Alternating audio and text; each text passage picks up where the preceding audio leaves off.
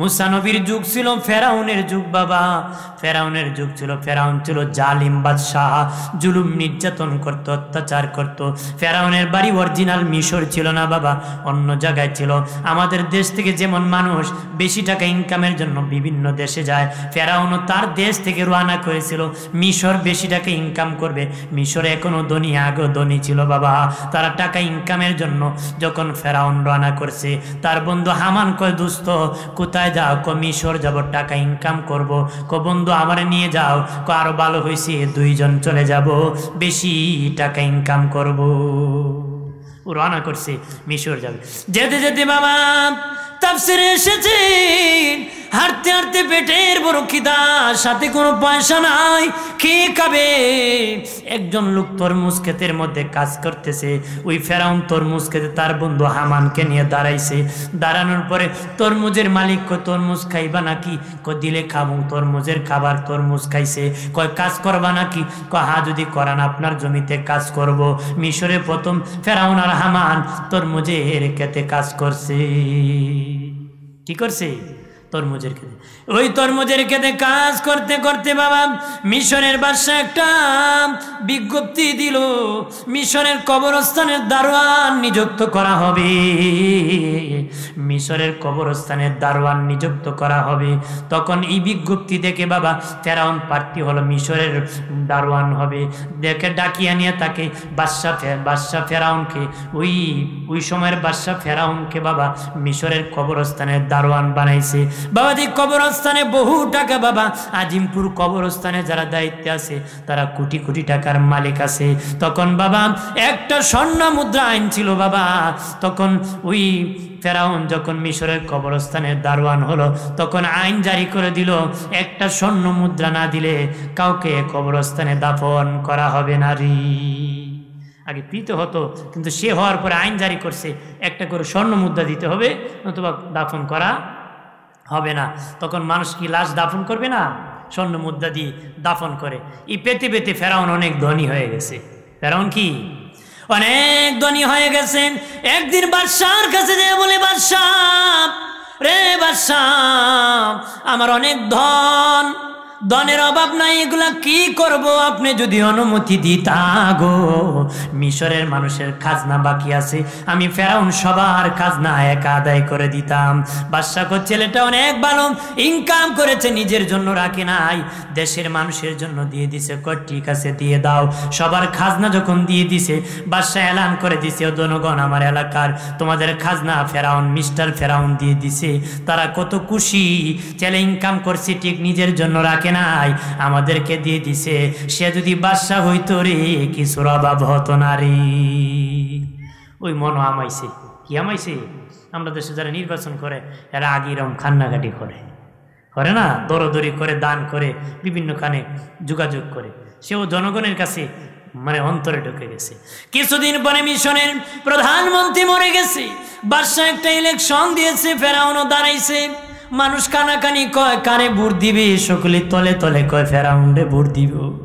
বাবাজি বিশাল বুড়ে ফেরাউন মিশরের প্রধানমন্ত্রী হয়ে গেল। বার্ধক্যতার কারণে বাদশা মরে গেল।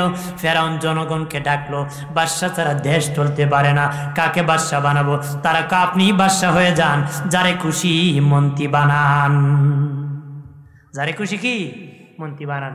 ওই যে তার সাথে বন্ধু হামান গেছিল, এর ডেকে তোর কপাল লাগছে, তুই মন্ত্রী, আজকে কি মন্ত্রী হয়ে গেল। মন্ত্রী আঙ্গুল ফুলে কলা গাছ হয়ে গেল বাবা, কলা গাছ হয়ে গেল। বাবাজি গণক ঠাকুরদেরকে ডাকছে, 300 গণক ঠাকুর ডাকছে। দাবিরার সবচেয়ে বয়স যারা 320 বছর, তার সহ গণক ঠাকুরকে ডাইকা কয়, আমি ছিলাম তরমুজ ক্ষেতের রাখাল, আমি ছিলাম দারোয়ান, আমি ছিলাম প্রধানমন্ত্রী, এখন বাদশা হয়ে গেছি। এরপরে আবার খুদা দাবি করছে।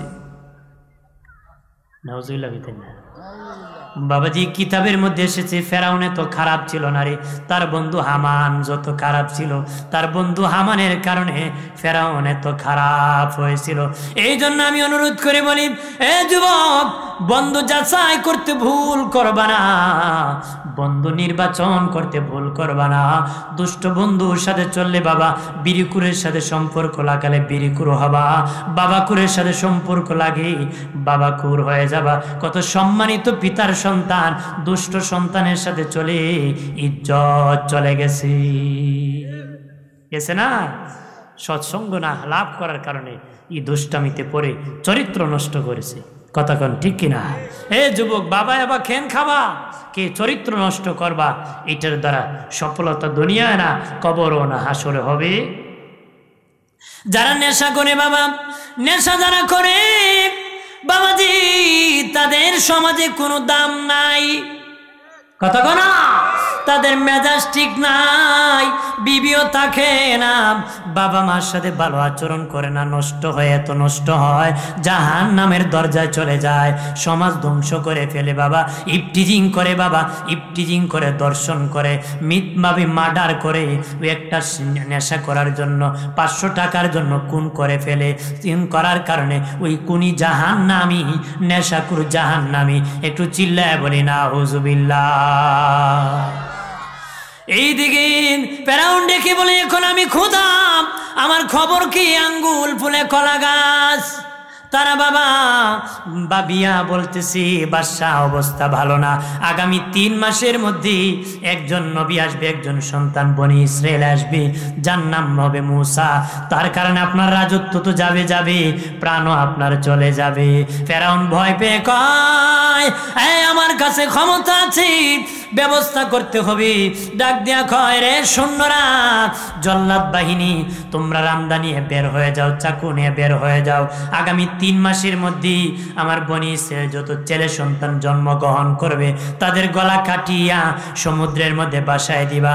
তবে খবরদার কোন মেয়ে সন্তানকে হত্যা করবা না, কারণ মেয়েদের মধ্যে আমার দুশ্মন নাই, ছেলেদের মধ্যে আমার দুশ্মন। ছেলে হত্যা করতে হত্যা করতে করতে বাবা 3 মাস পর্যন্ত হত্যা করেছি।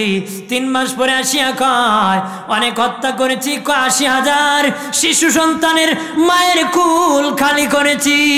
নাউযুবিল্লাহ বলেন না। 80,000 শিশু সন্তানের জবাই করে বাবা সমুদ্রের মধ্যে ভাসায় দিয়েছি। ওই জালিমরা আবার গণকটা করতে ডাকছে, 80,000 শিশু সন্তান জবাই করেছি রে গণকটা কুরা, দেখো আমার দুশ্মন মূসা মরছিনি। কয় না না বাদশাহ, 80,000 শিশু সন্তানের মধ্যে আপনার দুশ্মন এখনো মূসা মরে নাই, সহি সালামতে তার মায়ের কোলে এখনো আছে। বলেন আল্লাহ বাঁচাইলে কে মারার আছে? আল্লাহ যদি মারে বাঁচাইবার কে আছে? কেউ বাঁচাইবার নাই। আমার প্রাণের দুস্থ বুজুর্গরা রে, এই দেখে ফেরাউন ঘোষণা করলাম, কার বাড়িতে আমার দুশ্মন বেঁচে আছে মূসা, দৌড়াও তাড়াতাড়ি তাকে ধরো রে। চতুর্দিকে শূন্য বাহিনী বের হয়ে গেছে। মূসা নবীর 10-12 বছর বয়সের একটা বোন ছিল বাবা, নাম ছিল মরিয়ম। ছাগল রাখার জন্য গিয়েছিল নদীর পাড়ে, দেখতেছে তার বাড়ির দিকে সৈন্যরা আসতেছে, ছাগল ফেলে দিয়ে মায়ের কাছে যায়, কয় মা মাগো, আমাদের বাড়ির দিকে ফেরাউনের সৈন্য বাহিনীরা আসতেছে গো মা, আমার ভাই মূসাকে মেরে ফেলবে গো মা, কিভাবে আমার ভাইকে বাঁচাইবা? মূসা নবীর মা একবার সামনে যায় আর একবার পাছনে যায়, চিন্তিত হইতেছে, আল্লাহ গো আমার সন্তানকে আমি কেমনে বাঁচাবো? আল্লাহ বলেন, হে মূসার মা, চিন্তা করিও না, টেনশন করিও না, তোমার সন্তান মূসাকে তোমার চুলার আগুনে ফেলে দাও, চুলার মধ্যে রেখে যাও, ডেকসি দিয়ে ডেকে ফেলো, আমি আল্লাহ তোমার মূসাকে রক্ষা করব। আরো জোরে কর। মূসা নবীর মা দিস না পে বাবা, চুলার আগুনের মধ্যে রেখে দি, ডেকসি রেখে শূন্য বাহিনা ঘরে প্রবেশ করে তালাশ করেছে, মূসাকে পায় নাই। যাওয়ার পরে ডাক দেয়া কয়, মা রে আমার মেয়ে মরিয়ম, আমার সন্তান ছেলে মূসা তো আগুনে পুড়ে আঙ্গার হয়ে গেছে রে, যদি একটা হাড্ডির টুকরা পায় জড়াইয়া জীবনটা কাটাই দিব। মূসার কথা খেয়াল করে তাফসীরের কিতাবের মধ্যে এসেছি, বাবাজি মূসার মা ডেকসি সরায় দেখে মূসা নবী আগুন দিয়ে এক হাতে খেলতেছে আর এক হাতে ফল খাইতেছে। আরো জোরে বলি, আল্লাহ বাঁচাইছে। জোরে কোন প্রাণের আল্লাহ রে কোথায় গেলে পাবো তোমারে, প্রাণের মাওলা রে কেমনে ডাকিলে পাবো তোমারে। বন্দী হইলাম শয়তানের জালে, দিন কাটাইলাম হেলে দোলে। বন্দী হইলাম শয়তানের জালে, দিন কাটাইলাম হেলে দোলে। আমার জীবন মরণ দিলাম তোমারে, আমার জীবন মরণ দিলাম তোমারে। প্রাণের আল্লাহ রে কেমনে ডাকিলে পাবো তোমারে, প্রাণের মাওলা রে কোথায় গেলে পাবো তোমারে। মুসা নবীর মা দেখে মুসা নবী জ্বলে নাই, চিন্তা করতেছে আবার নিয়ে আসেন। রাতে যখন ঘুমাইছে আল্লাহ বলেন, রে মুসার মা চিন্তা করি অনেকটা বাক্স বানাও। আল্লাহু আকবার বলেন না, একটা বাক্স বানাও, এই বাক্সের ভিতরে মুসারে ভরো, সমুদ্রের মধ্যে বাসায় দাও, আমি আল্লাহ তোমার কোলে আবার ফিরাইয়া দিব।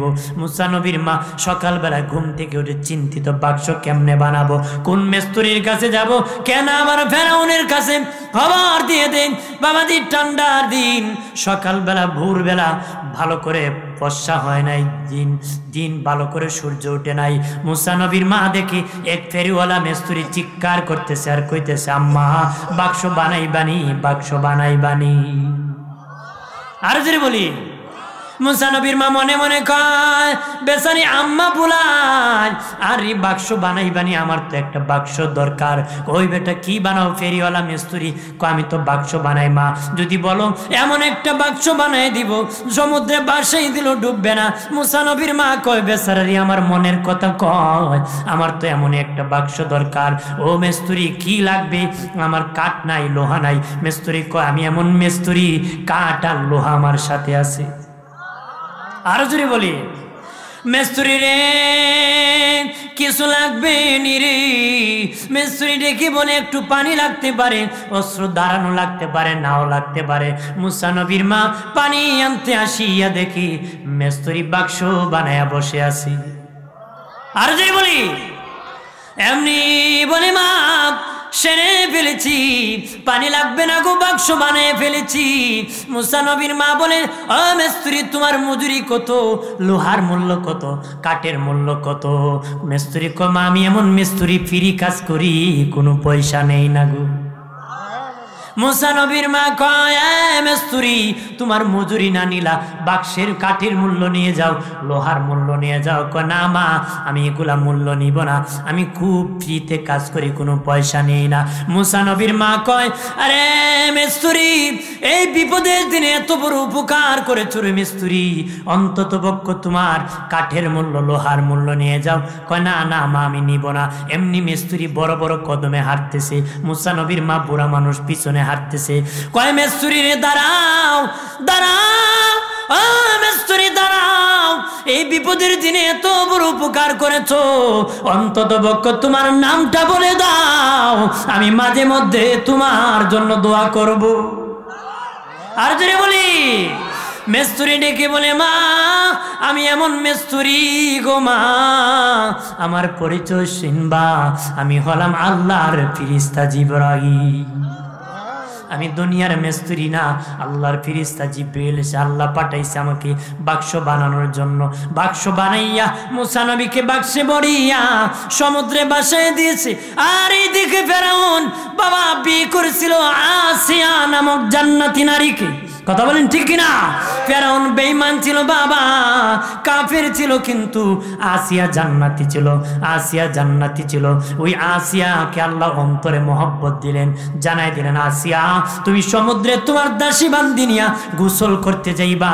ওই বাক্সের মধ্যে বনি ইসরাইল পয়গম্বর মুসা আলাইহিস সালাম আসবে, 70,000 পয়গম্বরের নেতা মুসা আলাইহিস সালাম আসবে, তাকে ধরে তোমার বাড়িতে নিয়ে লালন পালন তুমি করবারি।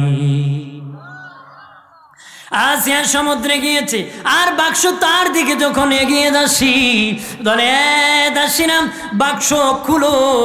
বাক্স খুলে দেখি পূর্ণিমার চাঁদের চেয়ে সুন্দর ফুটফুটে একটা ছেলে বসে আছে। বাবাজি ছেলে নিয়ে বাড়ি গেছেন, ফেরাউনকে ডাক দিয়া কও, তোমার ঘরে তো সন্তান জন্ম দেওয়ার যোগ্যতা নাই, তোমার তো ছেলে সন্তান যোগ্যতা নাই, বাচ্চা জন্ম দেওয়ার, আমাদের তো কোনো সন্তান নাই। বাবাজি বাবা মরে যাওয়ার পরে সন্তান ওই উত্তরসূরি হয়, জাগা জমির রাজত্বের মালিক হয়। তুমি তো রাজা, তারপরে কে মালিক হবে? একটা সন্তান দরকার। তো তুমি আমাদের এই মিশরে ঢুল পিটে দাও, বলো আমি ফেরাউন আসিয়ার ঘরে আমার একটা ছেলে হইছে।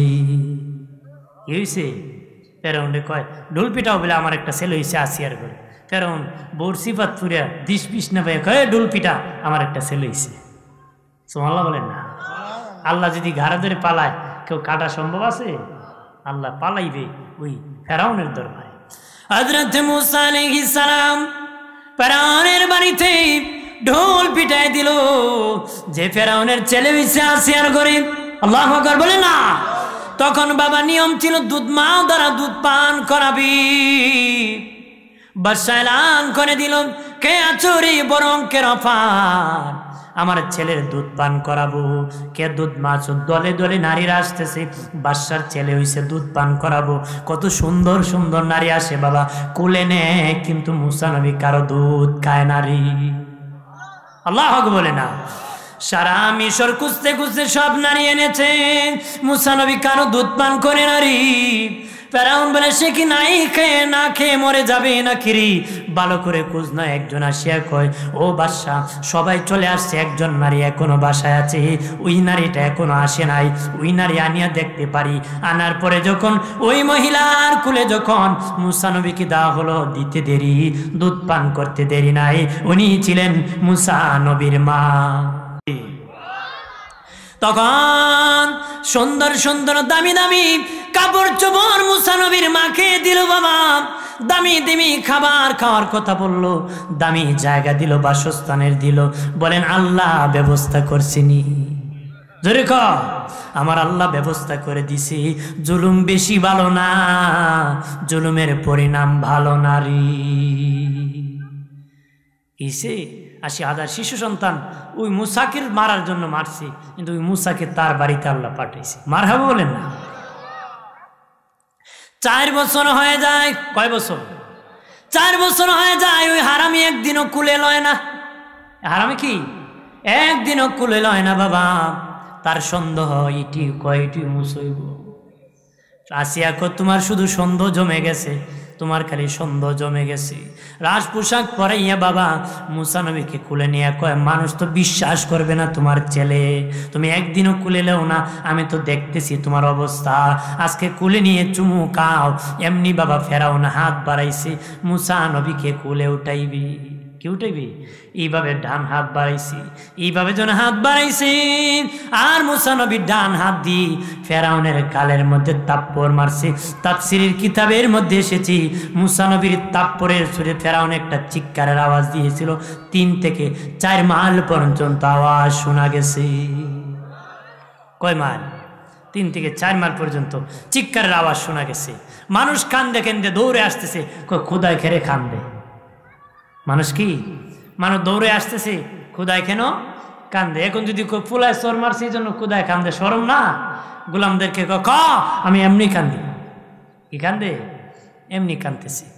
আমার প্রাণের বাবাজি, ওই ফেরাউনের কাছে একদিন ইবলিস এসেছিল। ইবলিস আসিয়া বলে, আরে ফেরাউন তুমি তো খুদা, নবীকে তোমার নবীকে খুদা হলে নবী লাগে। ফেরাউন কো আমি একলই খুদা, নবী আবার কেডা? নবী আবার পামু কই? তখন শয়তান কো দেখো তো আমারে তোমার পছন্দ হয়নি। কি কয়? শয়তানে কয় আমি নবী হইলে তোমার পছন্দ হয়নি। তেমনি খুদা যারা মানতো তারা বৃষ্টি দরকার হলে ফেরাউনের কাছে বলতো, ফেরাউন দোয়া করলে আল্লাহ আবার বৃষ্টি দিত। কারণ সেজদায় পরে রাত কাঁদতো। ফেরাউন কইতো, আল্লাহ আমি জানি তুমি খুদা, কিন্তু আমারে খুদা বললে ভালো লাগে, আল্লাহ তুমি বৃষ্টিটা দিয়ে দাও, আমি দুনিয়ার স্বাদ গ্রহণ করতে চাই। যেন আল্লাহ বৃষ্টি দিত। এবার শয়তান ডেকে বলে, ওগো ফেরাউন, এবার তো নবী আছে, বৃষ্টি আল্লাহর কাছে বলবা না, বৃষ্টি দরকার হলে আমার কাছে বলবা। এবার নবী আছে, উম্মতেরা বান্দার আসিয়া কই খোদা বৃষ্টি দরকার গো, বৃষ্টি দরকার। এমনি ফেরাউনকে এবার তো নবী আছে, কোড নাম্বার দিছে, ডাকছে, কয় অমুক এলাকার আমার বৃষ্টি দরকার। শয়তান তো জিন জাতি বাবা, ওই দিন জিন জাতিকে বলে দিল ওই এলাকা রাতের বেলা তোমরা প্রস্রাব করে দিবা। রাতের বেলা জিন জাতিরা বাবা প্রস্রাব করে দিছে, তারা ঘুমে ঘুমে শুনে মশল ধরে বৃষ্টি হইছে। ঘুম থেকে উঠে দেখে বাবা ফসল জ্বলা শুরু হয়ে গেছে, দুর্গন্ধ বাহির হয়েছে।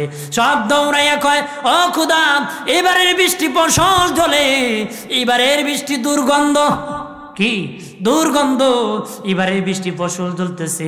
এবার ফেরাউন শয়তানকে ডাকছে, কয় কেমন বৃষ্টি দিলে আমার বান্দার ফসল জ্বলে, দুর্গন্ধ। তখন শয়তান ফেরাউনকে একটা ধমক মেরে কয় তোর মতন গজব প্রাপ্ত লোক খোদা আমার মতন লানত প্রাপ্ত লোক হলো নবী, মধ্যে পাইছ তুই বেশি পাইছ কেন? রহমতাই তো করতে, রহমত হওয়ার কথা না, অভিশপ্ত ব্যক্তি খুদার নবী, সেখানে আসমানি রহমত আসতে পারে। আমার বানের বাবাজি খেয়াল করেন ভালো করিয়া, মুসা নবী বড় হতে হতে, ও বাবাজি একদিন মুসা নবীর বংশের এক যুবকের সাথে ঝগড়া বেজে গেল। কি বেজে গেল? ফেরাউনের বংশ আর মুসা নবীর বংশীর এক লোকের সাথে, ফেরাউনের বংশের এক কিপ্টির সাথে মুসা নবীর বংশের এক লোকের তর্ক বেজে গেল। মুসা নবী বংশের পক্ষ নিয়া কিপ্টিকে ঘুষি মারলেন। বাবা নবী তো নবীর শক্তি, জোয়ানি 40 জন যুবকের শক্তি, একজন নবীর গায়ে তাকে এক ঘুষিতে কিপ্টি চাগায় মারা গেছে। তার লোকেরা দৌড়াইয়া যায় ফেরাউনকে বলে ওগো ফেরাউন তোমার বংশের লোক মেরে ফেলছে। কয় কে মেরেছে? কয় তোমার পালক পুত্র মুসা মেরেছে। তখন ফেরাউন বলতেছে তাকে ধরি আনুরি, কঠিন বিচার করব। মুসা নবীর কাছে একদল আসিয়া কইল মুসা কঠিন বিচার হবে, পলাও দেশ থেকে। মুসা নবী ওই দেশ থেকে পলায়ন করে বাবা ওই দেশ থেকে দেশান্তর হয়ে মাদিয়ান চলে গেলেন। ওইখানে মাদিয়ান চলে গেলেন, দেশান্তর হয়ে গেলেন, কারণ ওই ফেরাউন তাকে হত্যা করে ফেলবে, ওই ভয়েতে বাবা দেশ থেকে দেশান্তর হয়ে গেলেন। সুবহানাল্লাহ বলেন না, আর জোরে বলি। আমার বানের বাবাজি অদুস্থ বুজুর্গরাম ওই দেশে যখন চলে গেলেন, তখন মুসা নবী কই যাবেন? কেউ তো পরিচয় নাই, বাড়ি নাই, ঘর নাই, খাবেন কই? বাবাজি একটা কুয়ার পাশে বসে আছেন, কোথায় যাব কই খাবো? দেখবেন মানুষ হুরা পাড়া করে কুয়ার থেকে পানি নিতেছে, কলস ভরে নিতেছে, উট ভেড়া দুম্বাকে পানি পান করাইতেছে। তবে 2টা নারী দাঁড়িয়ে আছে, তারা হুরা পাড়া করে না, তারা দাঁড়িয়ে আছে। মুসা নবী কই তোমরা কেন রে হুরা পাড়া করতেছো না? সবাই হুরা পাড়া করে পানি নিতেছে, খাওয়াইতেছে। কই তোমরা কেন নিতেছো না? আমরা নবীর আওলাদ, সকলের সাথে হুরা পাড়া আমরা করি নারী। আরো জোরে বলি দেশি পরে আল্লাহুম্মা সাল্লি আলা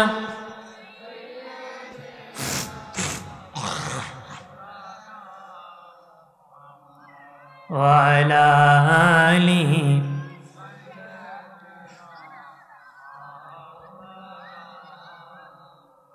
মহব্বতে পড়েন দরুদ অমমিন ভাই বসিয়া,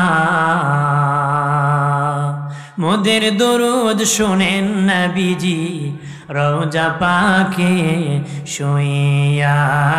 আল্লাহুম্মা সাল্লি আলা, মারহাবা, জবান খুলে বলি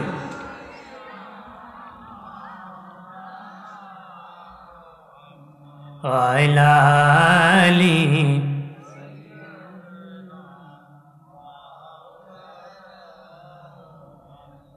বাবা জানে আমার ওই মাদিয়ান ছিল হযরত শুআয়ব নবীর দেশ, আর 2টা মেয়ে হলো শুআয়ব নবীর মেয়ে, হযরত শুআয়ব আলাইহিস সালামের মেয়ে 2টা। তারা কইল আমরা শুআয়ব নবীর মেয়ে, এজন্য সাধারণ মানুষের কাছে হোরা পাড়া করি নারী। তখন মুসা আলাইহিস সালাম নিজ হাতে তাদেরকে পানির ব্যবস্থা করলেন। তারা পানি নিয়ে অন্যদিন রাত হতো, ওই দিন অনেক আগে চলে গেছে। শুআয়ব নবী ডেকে বলে মা ও মা, অন্যদিন অনেক রাত হয়ে যায়, সন্ধ্যা হয়ে যায়, অনেক রাত হয় গো মা, আজকে দিনের বেলায় চলে আসছো, কারণ কি? কয় বাবা গো, একজন যুবক ছেলে আমাদেরকে সাহায্য করেছি, এই জন্য আমরা দ্রুত তাড়াতাড়ি চলে আসতে পেরেছি। হযরত শুআয়ব নবী কয়, এই যুগে যেই যুবক এত বড় সাহায্য করতে পারে, সে পয়গাম্বর ছাড়া আর কেউ হতে পারে না রে। আরে আমার মেয়েরা যাও, ওই যুবক যেই জায়গায় বসে আছে তাকে যাও বলো, আমাদের বাবা শুআয়ব নবী আপনাকে দাওয়াত করেছে আমাদের বাড়িতে মেহমানদারি করার জন্য। আল্লাহ ওই মুসাকে শুআয়বের বাড়ি বাসস্থানের আবার ব্যবস্থা করছে দাওয়াত করার জন্য। বাবাজি হযরত মুসা নবী শুআয়ব নবীর বাড়ি গেলেন, সেখানে বাস করতেছেন, থাকতেছেন। বাবা শুআয়ব নবীর বাড়িতে লালিত পালিত হলেন। বয়স যখন 40 হয়ে গেল, আল্লাহ কয়, মুসা তোমাকে আমি আল্লাহ নবুয়তি দান করলাম। কার বাড়িতে? শুআয়ব নবীর বাড়িতে। বয়স যখন 40 হলো, আল্লাহ বলেন, মুসা তোমাকে আমি নবুয়তি দান করলাম। এতদিন তুমি আব্দুল্লাহ, এখন নবীউল্লাহ। জোরে কি সুবহানাল্লাহ। এবার শুআয়ব নবী ডেকে বলেন, মুসা রে মুসা, তুমি যদি রাজি তা করি, তোমার তো বিয়ের প্রয়োজন, আমি একটা মেয়ে তোমার কাছে বিয়ে দিতাম। মুসা নবী রাজি হয়ে গেলেন, শুআয়ব নবীর একটা মেয়ে বিয়ে দিলেন, জামাতা বানাইলেন। যখন আল্লাহ বললেন, মুসা আর এখানে থাকা যাবে না, আবার মিশর যাও, ফেরাউনের দরবারে যাই আবার কালেমার দাওয়াত দাও। আরো জোরে বলি না। আরে যুদ্ধ তো সামনে বাঁচতেছে, আল্লাহ কো মুসা যাও, আবার মিশর ফেরাউনের দরবারে যাও। এবার হযরত শুআয়ব নবী ডেকে বলে, মুসা রে তুমি তো চলে যাইবা রে মুসা, তবে রে মুসা যাওয়ার আগে আমি শ্বশুরের কাছে একটা হাদিয়া চাও, তুমি যেটা চাইবা এটাই আমি উপহার দিয়ে দিব। মুসা নবী ভাবলেন, কি নিব? ওনার মেয়ে, ওনার বিবি অর্থাৎ শুআয়ব নবীর মেয়ে মুসা নবীর বিবি কয়, স্বামী আমার বাবার কাছে আমার বাবার লাঠিটা আপনি উপহার চান। এমনি মুসা নবী বলেন, ওগো আমার শ্বশুর আব্বা, আপনার হাতের লাঠিটা আমি উপহার চাই। শুআয়ব নবী কয়, লাঠির খবর কেমনে পাইলা রে? নিশ্চিত আমার মেয়ে দিয়েছে। সাবধানী, লাঠি যেখানে সেখানে ফেলে দিও না, যেখানে মন্দনে ফেলে দিও না। এই লাঠি সাধারণ লাঠি না, ওই লাঠি কোথা থেকে আসছে? আদম নবী যেদিন জান্নাত থেকে বাহির হয়েছিলেন, জান্নাতের তুবা গাছের ডাল ভেঙে আল্লাহ লাঠি বানাইয়া ওই আদমের কাছে চালান দিয়ে দিয়েছিল। আস্তে আস্তে আমি শুআয়বের কাছে আসছে, ওই লাঠি জান্নাত থেকে এসেছি, ওই লাঠিটা তুমি মুসাকে আমি উপহার দিলাম। মুসা নবী শুআয়ব নবী বিবি শুআয়ব নবীর মেয়ে লইয়া, মুসার বিবি লইয়া মিশর চলে যাবেন। আল্লাহকে বলেন, আল্লাহ আমি একা তো ভয় হয়, মালিক আমার ভাই হারুনকে তুমি নবুয়তি দান করো, দুই ভাই একসাথে যদি কালেমার দাওয়াত নিয়ে যায় একটু সাহস হবে। আল্লাহকে, মুসা যাও তোমার ভাই হারুনকে আমি নবুয়তি দিলাম। আরো জোরে বলি, তোমার ভাই হারুনকে আমি নবুয়তি দিলাম। দুই ভাই যখন বাবা ওই সংসদ ভবনের সামনে ফেরাউনের কাছাকাছি চলে গেল, পাহারাদার দেওয়া আছে, পুলিশ বাহিনী দেওয়া আছে, বেরিয়ার আছে, রেব আছে, বাবা সেনাবাহিনী মোতায়েন আছে, যত বাহিনী আছে সব মোতায়েন করে রেখেছে। সামনে ভাগ লোক দাঁড় করায় রাখছে, যেন কোনো লোক তার সংসদ ভবনে ঢুকতে না পারে। ঠিক মুসা নবী ওই দারোয়ানের কাছে যায় বলি, তোমাদের মিস্টার ফেরাউনের সাথে আমি সাক্ষাৎ করতে চাই, আমাকে চিনোনি? আমি ফেরাউনের পালক পুত্র মুসা, কিপ্টিরে ঘুষি মারিয়ে চলে গেছিলাম, এবার আসছি কালেমার দাওয়াত দিব। আর যদি বলি, মুসা নবী ডেকে বলে, আল্লাহ ও মালিক, আমি যখন ফেরাউনের কাছে যাব, তখন আমি যখন বলবো আমি নবী, তখন তো ফেরাউন কইব তোমার মুজিজা কি? সব নবীর এক একটা মুজিজা ছিল, নবীদের মুজিজা ছিল।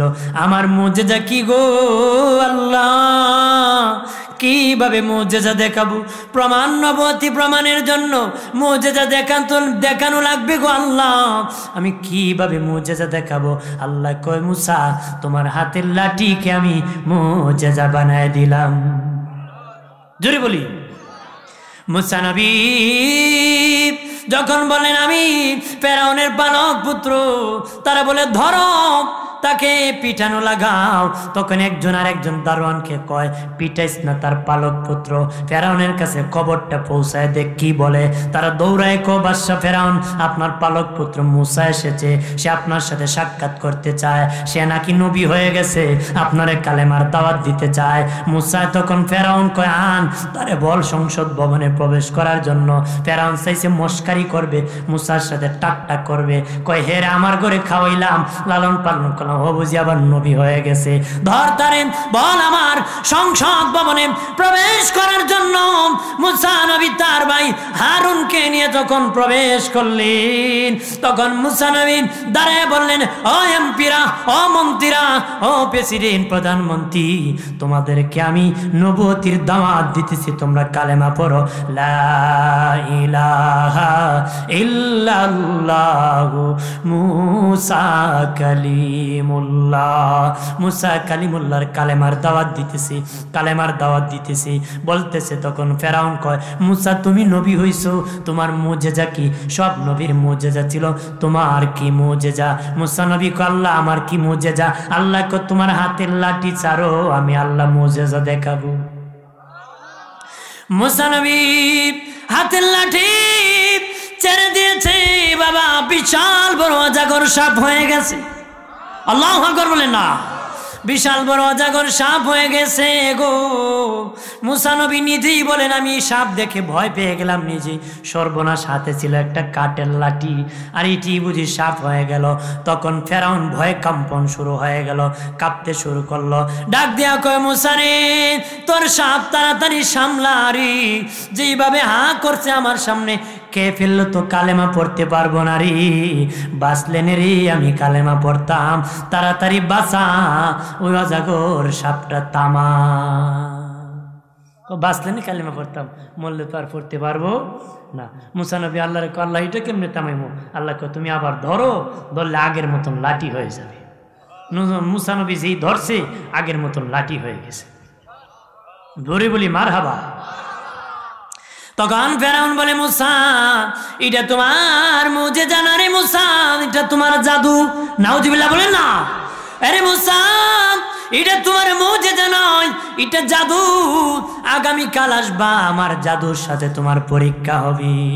৮০,০০০ জাদু নিয়া, জাদুবিদ্যা যারা হাসিল করে তাদেরকে হাজির করছে ফেরাউন, আর মুসা নবী একাই তার লাঠি নিয়ে হাজির হয়ে গেছে বাবা।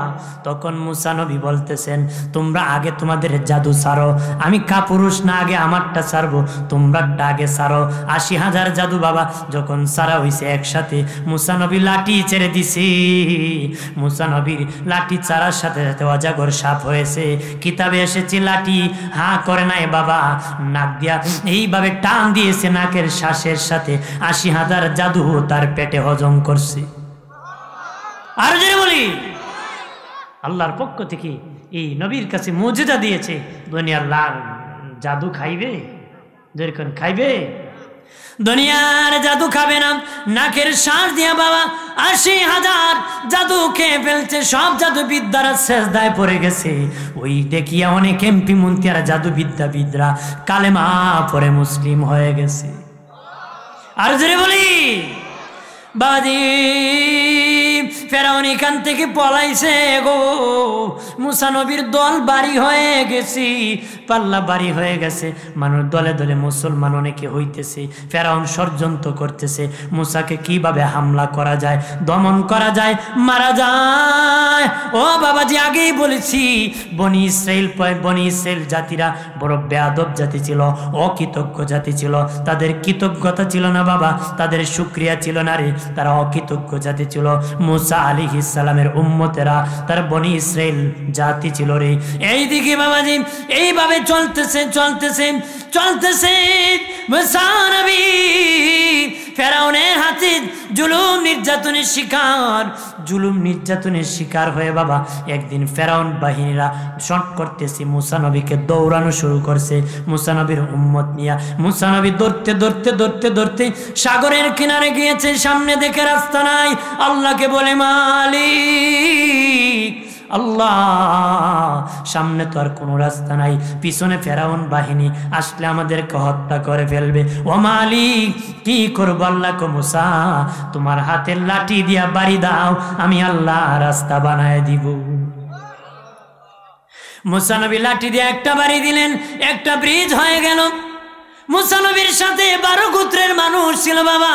যেমন আমাদের মধ্যে গোত্র আছে পাঠান গোত্র, বাবা চৌধুরী গোষ্ঠী, তালুকদার গোষ্ঠী, ওই রকম ভাবে মুসা নবীর সাথে 12 গোষ্ঠী 12 গোত্রের লোক ছিল। তারা কয় মুসারি আমরা 12 গোষ্ঠীর লোক এক রাস্তা দিয়ে যাব না, আমাদের 12 গোষ্ঠীর 12টা রাস্তা লাগবে। মুসা নবী কয় আল্লাহ তাহলে এরা তো এক রাস্তা দিয়ে যেতে চায় না, আল্লাহ কয় রাস্তা 12টা করো, আরো 11টা বাড়ি দাও। মুসা নবী 11টা বাড়ি দিলেন, রাস্তা হয়ে গেল। তাদের উম্মত নিয়ে ওই পার হয়ে চলে গেলে। আর যদি বলি এই দিকে ফেরাউন বাবা তার লস্কর বাহিনী লইয়া ওই সাগরের কিনারে যখন আসছি, দেখে বিশাল বড় রোড, কিন্তু গোড়া দেখে কোনো রোড নাই। ফেরাউনের চোখে আল্লাহ রোড দেখায় ঠিক, বলেন রোড কি ফেরাউনের জন্য বানাইছে আল্লাহ না মুসার জন্য বানাইছে? জোরে কর। ফেরাউন চেয়ে দেখে রাস্তা বিশাল বড় রাস্তা, কিন্তু বাবা ঘোড়া দেখে কোনো রাস্তা নাই। ফেরাউন ঘোড়াকে আঘাত করতেছি, ঘোড়া নামে না। ঘোড়া কিন্তু পানির নিচের মাটি শক্ত না নরম, উপর থেকে বলতে পারে। ঘোড়া নামতেছে না। আল্লাহ বলেন জিবরাইল আমি ফেরাউনকে এবার ধরবো রে, পানির মধ্যে ধরবো। সে যদি না নামে আমি ধরবো না, আমি আল্লাহ সুযোগ দিয়েছি এবার আর ছাড় দিব না। এবার তারে জনমের ধরা ধরবো, আমি ধরে ফেলবো। আল্লাহ বলেন আরে জিবরাইল তাহলে কেমনে নামাবো? যাও জান্নাত থেকে একটা ঘোড়া নিয়ে যাও, একটা ঘুড়ি নিয়ে যাও, একটা ঘুড়ি লইয়া ওই ঘোড়ার সামনে পানি দিয়ে হাঁটায় নিয়ে যাও। একটা ঘুড়ি নিয়ে জিবরিল সমুদ্রের উপর দিয়া যখন টক টক করে পানির উপর দিয়া ওই ঘুড়ি হাঁটিয়া যায়, ফেরাউনের ঘোড়ায় কয় ঘুড়ি জাগা, আমি কেন পারবো না? এমনি বাবা লাভ দিছে, পাল দিছে, এমনি আল্লাহর ফেরেশতা জাতা দিয়া ধরছে। আল্লাহু আকবার। যখন পানিতে চুবানি খাইছে, এবার ফেরাউন কয় আমি ঈমান আনতেছি ওই আল্লাহর প্রতি। ওইভাবে ডাইরেক্ট যদি বলে ভুলও হইতে পারে, সে উল্লেখ করে কয় আমি ঈমান আনতেছি মুসার হারুন যে আল্লাহর প্রতি ঈমান আনছে। আরো জোরে কয় আমি ঈমান আনতেছি মুসার হারুন যে আল্লাহর প্রতি ঈমান এনেছে। আল্লাহ কো জিবরিল আমি আল্লাহর দিল বড় নরম রে, আমি আল্লাহর দিল বড় নরম।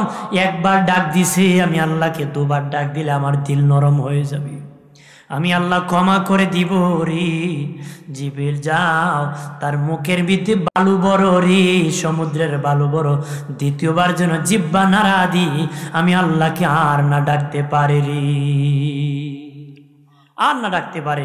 মরণের সময় আমরা কত মানুষ তওবা করি, কথা হয় না? ধরে কর হাত পাও চলে গেছে, তখন কয় আর পাপ করব না। আরে বাবা এখন তো তুমি করতেও পারবা না, তার বলিয়া লাভ কি? জবান দিয়ে কতই কইতে পারে না, আর মিথ্যা বলবো না, এখন তো তুমি পারলো, ইচ্ছা করলো কইতে পারবে না। তখন বলা দরকার ছিল যখন হাঁটতে পারো, চলতে পারো, কথা বলতে পারো, তখন জবানকে হেফাজত করার প্রয়োজন ছিল রে। এখন বলে লাভ নাই, এটা বন্ডামি। কথা বলেন ঠিক কিনা? শক্তি থাকতে বলতে হবে। যারা হারতে পারে না তখন আর করবো না, আর খাবো না, আর নিব না, কতক্ষণ ঠিক কিনা? এই জন্য শক্তি থাকতে, জওয়ানির শক্তি তওবা করো, আল্লাহ ডাইরেক্ট আসমানে কবুল করবে। সুবহানাল্লাহ বলেন না? আমার বানের বাবাজি, আল্লাহ বলেন এই ফেরাউনকে আমি এই সমুদ্রে ডুবায় মারবো। পানি খাবে না, মাটি খাবে না, কোনো মাছ খাবে না, কোনো প্রাণী খাবে না।